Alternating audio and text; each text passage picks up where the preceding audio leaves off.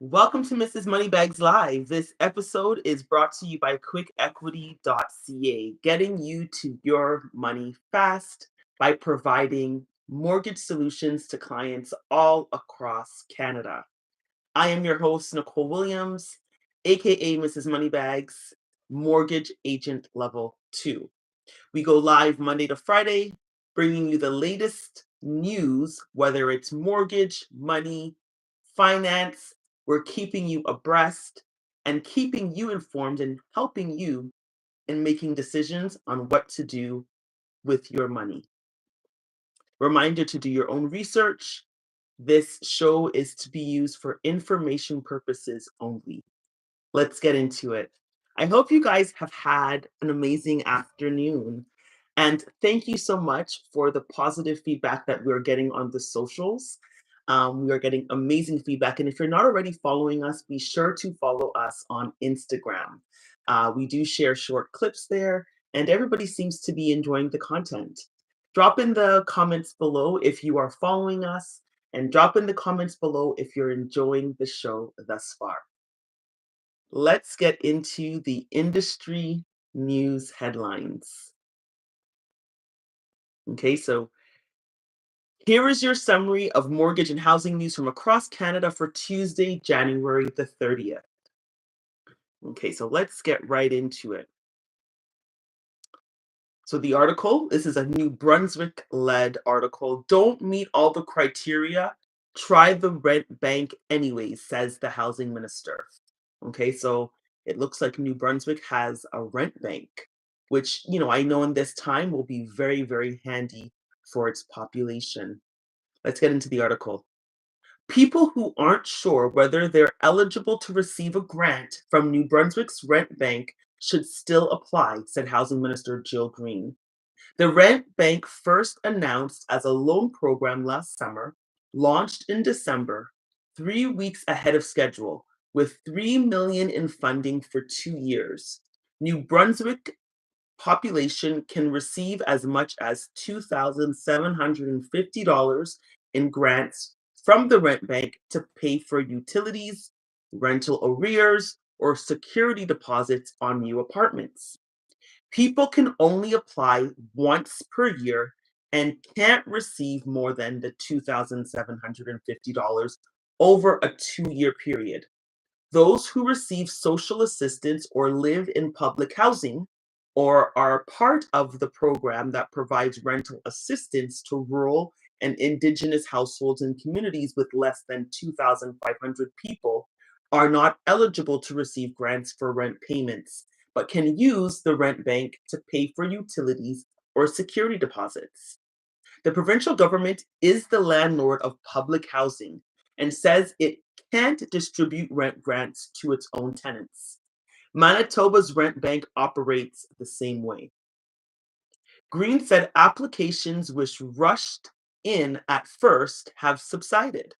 Still, Green said the program has received approximately 600 applications and has distributed 22,000 in grants. $22,000, let's be specific. The program isn't without criticism. While pleased it changed from loans to grants, Tobin LeBlanc Haley, an assistant professor at the University of New Brunswick who leads a national study on rent bank and is also a member of the New Brunswick Coalition of Tenants' Rights, said the grant should go up to $4,000. The amount needs to be higher. And as I've said time and time again, rent banks are most effective within the context of a rent control regime. And we don't have one, she said. Green said $2,750 reflects 2 months' rent for a middle market unit, and the province will assess the program as it continues to determine whether more funding is needed. Some parts of the application process also concern Haley, such as the requirement to provide photo identification with the current address. She said that can be challenging for some people, especially if they're in a financial crisis. If you're moving, especially if you're couch surfing, let's say, because of house because of your housing situation, or you've had to move a couple of times, she said, and it costs money, of course, to change your address is not going to be as likely. Green said there's absolutely a chance someone's application can be approved without an accurate photo identification, and it's the role of the interviewer to figure out what someone's individual needs are. Even if somebody's in trouble or precociously housed and they're worried about their future and they don't meet every single thing on that criteria list, I still want them to apply because it's still possible they could receive some funding assistance, said Green in an interview. Distribute funds via nonprofit coalition says. Haley said New Brunswick should consider running the rent bank grants through not for profits instead, allowing public housing tenants to take full advantage of the benefit. Just because someone lives in government subsidized housing, she said, doesn't mean that person couldn't also experience a financial emergency. You could still experience something that required a grant, she said. What if your car broke down and you couldn't get to work? What if you had to take time off of work because your kid was sick? What if you were sick? Green said the province is exploring more partnerships with nonprofits to operate the rent bank, pointing to Partners for Youth in Fredericton as an example. There are definitely thoughts of running it through nonprofits, she said. Okay, so what are your thoughts on New Brunswick's New Brent Bank grant? So again, in New Brunswick, if you meet the specific criteria, you could apply and receive up to $2,750 in a grant. So they've converted it from a loan to now a grant to assist with things such as housing. What are your thoughts on this? And do you think other provinces, other cities, municipalities should also explore something similar? What are your thoughts? Drop them in the comments below. So let's get into another article that I want to capture.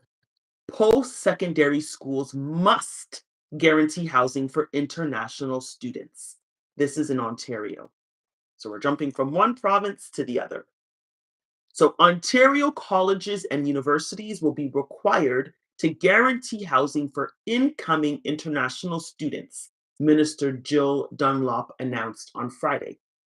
The government will also review post-secondary institutions with a sizable number of international students and introduce a moratorium on new public college and private institution partnership, she said. The announcement comes days after the federal government announced a cap on study permits for international undergraduate students over the next 2 years. Federal Immigration Minister Mark Miller earlier this week announced a 35% reduction in the number of study permits this year. Though, with the total cap divided between provinces, Ontario will see its allotment of new visas cut in half.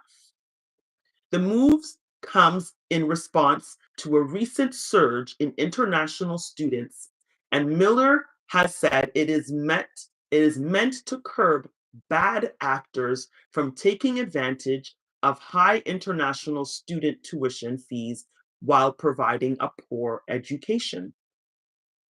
Premier Doug Ford's progressive conservative government made public colleges and universities cut tuition by 10% in 2019, then froze tuition at that level and did not provide a corresponding funding increase.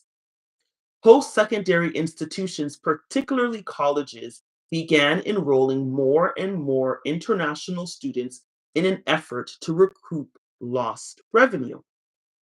The Ontario government said Friday that it was acting to protect students and improve the integrity of the province's post secondary education.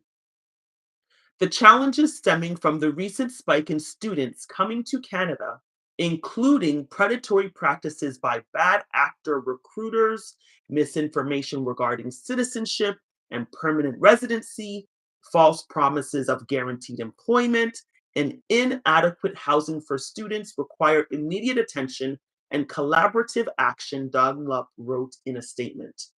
The government's measures include a requirement that all colleges and universities have a guarantee that housing options are available for incoming international students. But Green Party of Ontario leader Mike said that it will do little.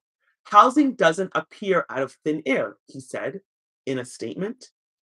Mandating housing without a funding commitment to help Ontario's universities and college pay for it's little more than smoke and mirrors. The NDP criticized the Progressive Conservatives for failing to respond to a government commissioned report that last year recommended provinces increase tuition fees and funding colleges and universities.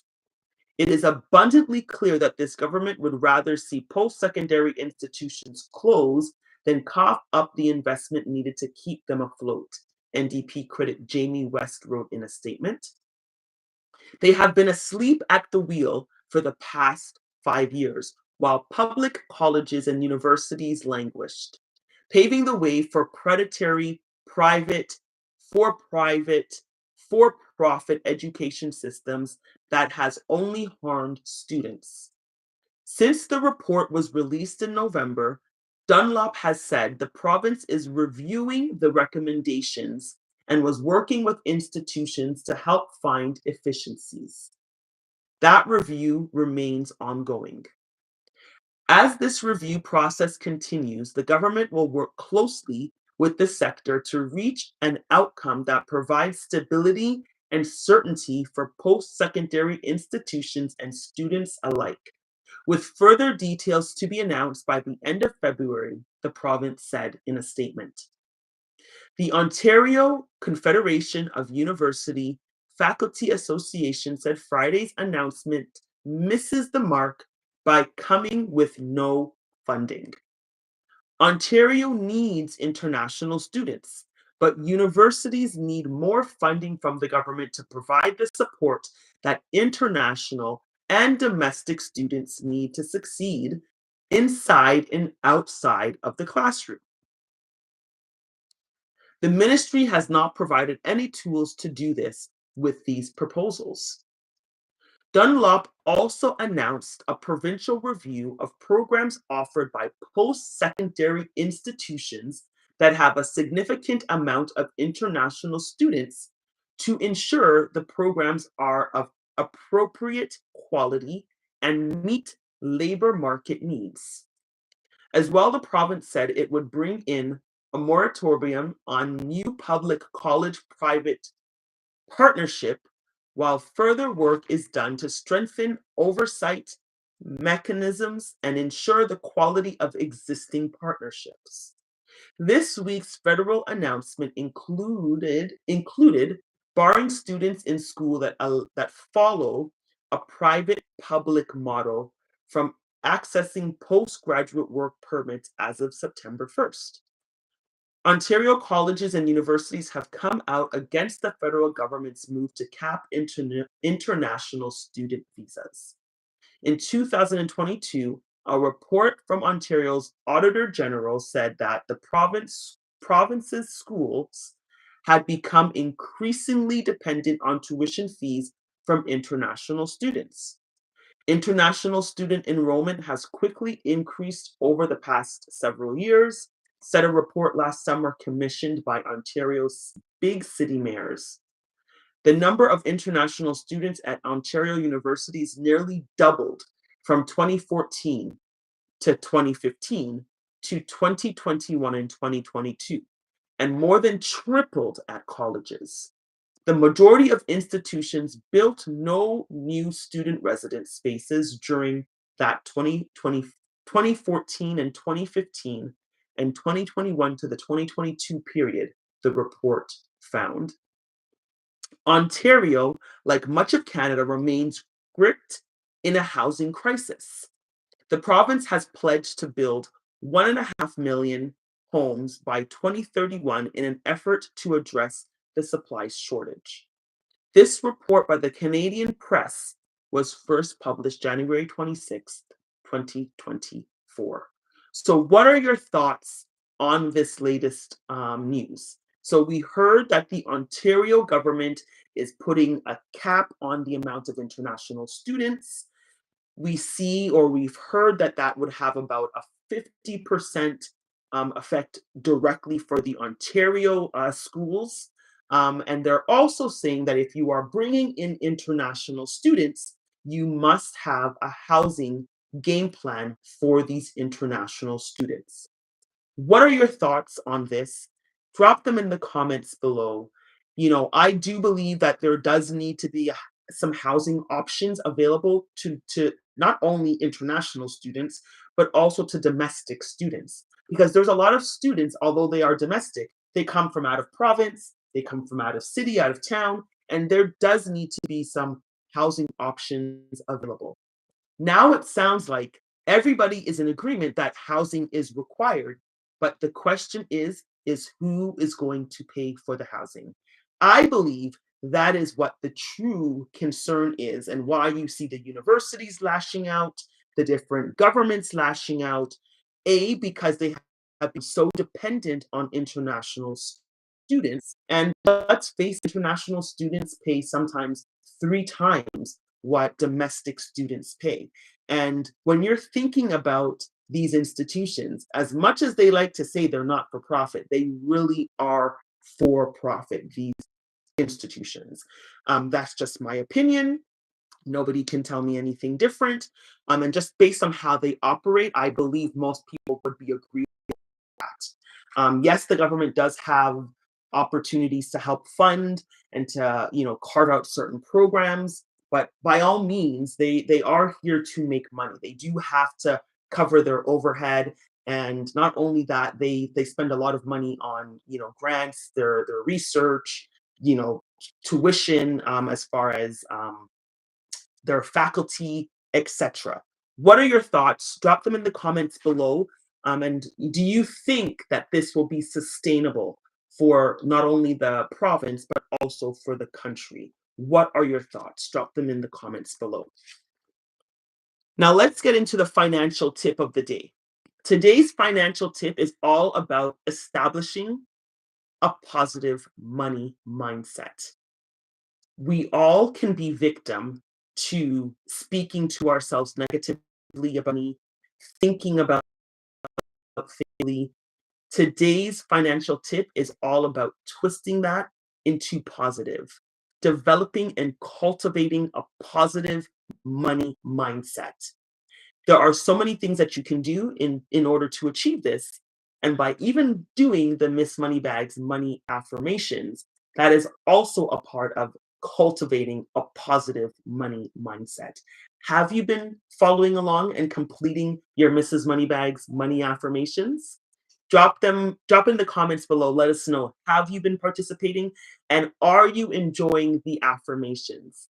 Let us know. Again, today's money tip is all about a positive money mindset.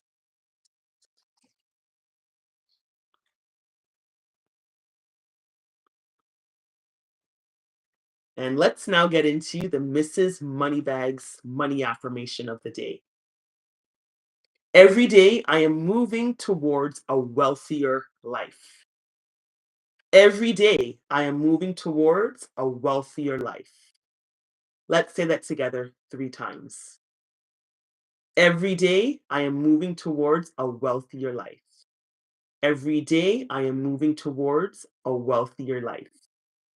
Every day I am moving towards a wealthier life. That's all the time we have for today. Thank you for tuning into Mrs. Moneybags Live. We'll see you again tomorrow.